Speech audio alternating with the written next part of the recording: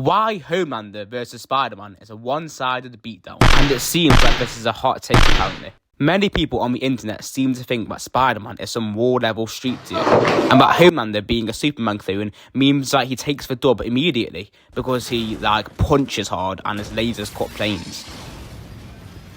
Well, I'm here to tell you that is not the case. To start off with Homelander, we need to establish that he is the strongest in the verse, the top dog if you will. So he should just upscale any random fodder soups or other members of his team, meaning he'd upscale showings like Back Noir tanking explosions like this, A-Train slamming Kimiko through a train station wall, Lamplighter vaporizing a hole in a metal wall, just a bunch of stuff which would find itself in the Warp Cluster building level range. For higher upscaling stuff, we need to look at how he upscales Queen Maeve, a character who was able to tank Soldier Boy's explosion point blank, with this stuff getting her into a large building to even City Block Plus ranges. And lastly, for Homelander's best AP/durability stuff, we need to look at his personal feats. Like in the show The Boys Diabolical, Homelander fails his mission and no-sells the explosion of an entire chemical plant, this being calced at 226 tons of TNT, which is multi-city block, to even 3.04 kilotons, which is small town level. Using a complete no-cell multiplier of 10 times, we get Homelander who could start being physically staggered at 2.26 to 30.4 kilotons of TNT, meaning Homelander would have small town to even baseline town level durability, and in turn attack potency as he can harm characters who can stagger him without much physical backlash. On to speed now, Homelander was able to quite famously complete the statue and explosion while saving Billy Butcher, a feat calced at Mach 10.28 to 18.2, which is hypersonic plus. People try to downplay this feat by arguing that it's a travel speed feat, but seeming that Homelander was able to unstrap the bomb from Billy Butcher's chest, it's fair to say that his reaction should scale to this. For better speed scaling, Homelander should again upscale every super reverse, apart from A-Train, whom he should be relative to. This is notable since Soldier Boy could react to Butcher's lasers and Starlight's light, which should both possess light speed. But there's also the showing of A-Train being able to statue Starlight's light when amped on V, though it's hard to assert if Homelander should scale to this. Speed for the boys' characters tends to be tricky, like in the newest season, spoilers ahead, A-Train statues Homelander's near light speed or even light speed lasers, though in the very next scene when he's being chased, Homelander seems to be keeping up with him, and the lasers seem to be faster than him, even though they were being statued by his speed just seen earlier. But in any case, Homelander should at least find himself in most relativistic plus to possibly faster than light ranges. Not bad, but how does Spider-Man compare?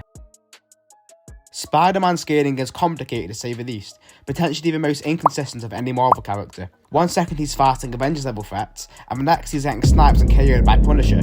I've boiled these anti-feats down to 3 main scenarios. Number 1.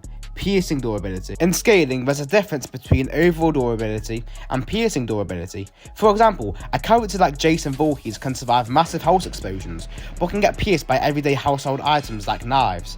This doesn't mean that Jason is weak or knife level, it means that his piercing durability is remarkably low. Number 2. Relativity. The characters who can harm Spider-Man would simply just scale to him, and therefore would be abnormally strong characters.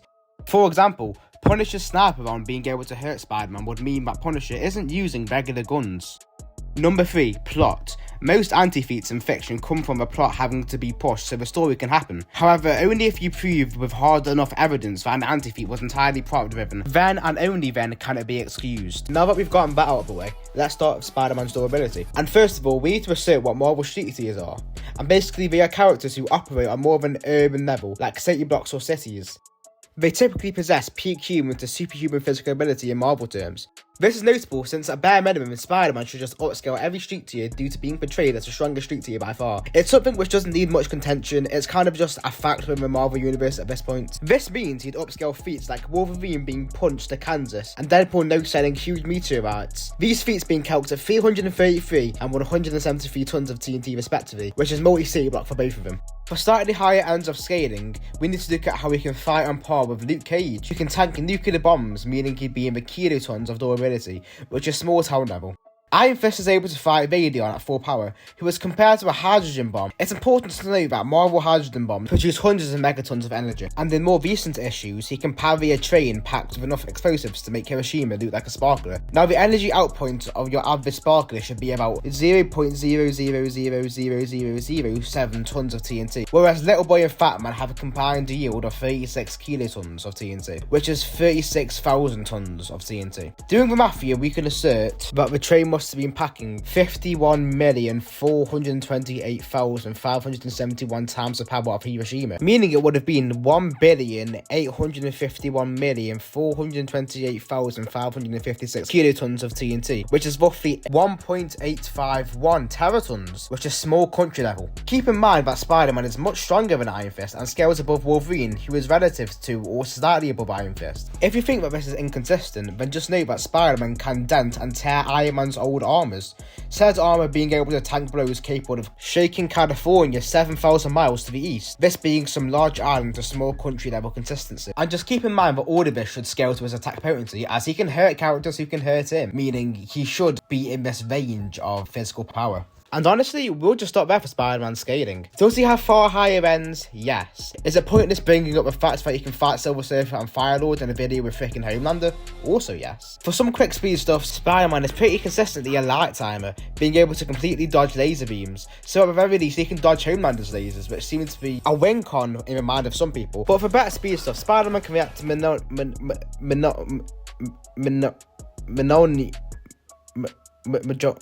the hammer, for Thor's hammer, as it's flying. This being a hammer which is able to cross galaxies in seconds. Assuming that any given galaxy should be about 10,000 to 100,000 light years in diameter, and assuming that seconds likely means 10 seconds, we're going to assert that Spider-Man can react to projectiles which can move at roughly 315 billion times faster than light. So no matter which speed energy you want to go with, Spider-Man should be fine. So all in all, this matchup isn't close as jobless TikTok users may make it seem. Spider-Man's low to mid-end scaling of 1.8 teratons compared to Homelander's high end of 30.4 kilotons is a 60,921,711 million times difference. Homelander's best win con here would be his lasers, because they could break into Spider-Man's poor piercing durability.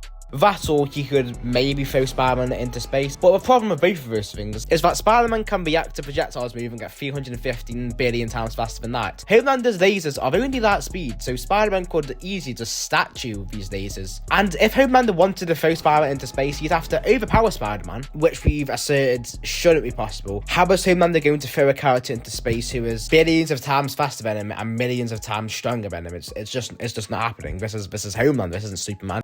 A better matchup for Spider-Man would have been one of the stronger Superman clones, like a Metro Man, Brightburn, Super Scott, or better yet, weaker iterations of Spider-Man, like Spectacular Spider-Man, to go against Homelander. People seem to forget that Spider-Man is a comic character. This is never close at all. So in conclusion, I have low to mid-end Spider-Man, no different Homelander at worst. Now we can all stop downplaying the best hero in fiction, your friendly neighborhood Spider-Man.